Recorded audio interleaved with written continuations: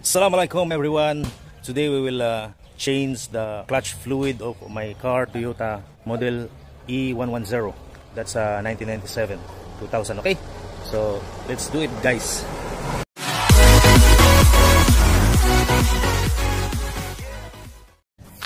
So today I will use the brand from Caltex brake and clutch fluid. That's .3. Okay, so this is 500 ml. So here, this is the clutch container. Okay, so just open it. Look, my container is empty. I will replenish clutch fluid now. So let's open this.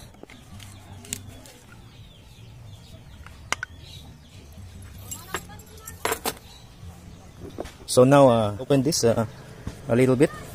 So be sure not to touch the fluid with your hand because it's dangerous. Okay, and also don't let it splash on your car paint because it will damage your car paint. So just do like this. Okay, the fluid must be here from this level. Okay, so now let's pour the clutch fluid.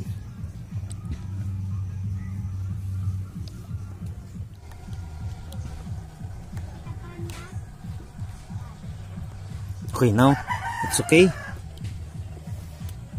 So we will cover this and then we will do a few checks.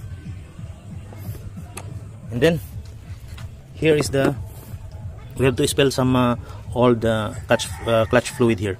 So just open this a little bit and then to expel the old clutch fluid. Okay, so to open this we will use number 10 spanner. Okay, let's do this. Bismillah.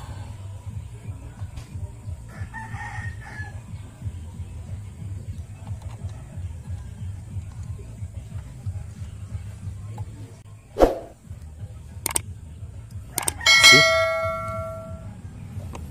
It means you have the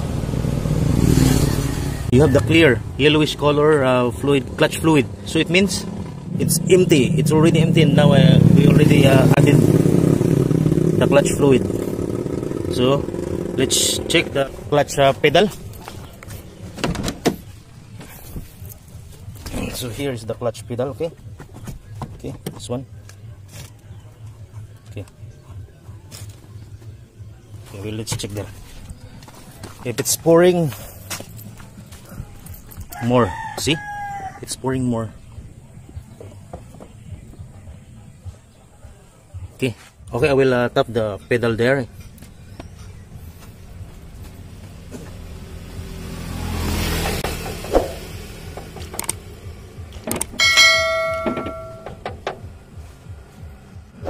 So I think you've seen the spilling of fluid. I will close this and then we will check the container if it's much less than before. Oh, I see a dirty old clutch fluid. I will do again the procedure. Okay,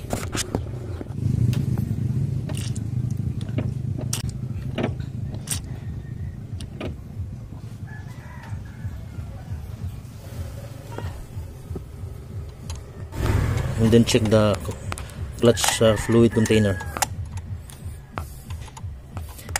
Be sure to close this, and there should be no air inside the clutch system, because if there's air in the clutch system, there would be a gap between your clutching. Okay, so this must be closed, and rest assured that there will be no air inside. Now let's check the container. Okay, see, now it's lesser than before, so let's add again.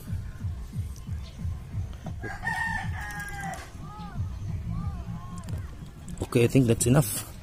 We just finished the replenishment of clutch fluid in my Toyota Corolla, so I forgot to close the container.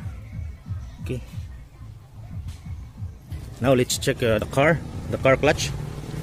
Check the pedal. clutch pedal. Now I think it's okay.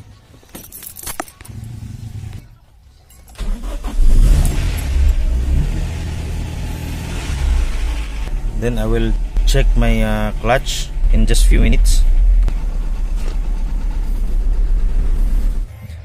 So guys, if you like this video, please hit the like button and do subscribe my channel, and thank you for watching.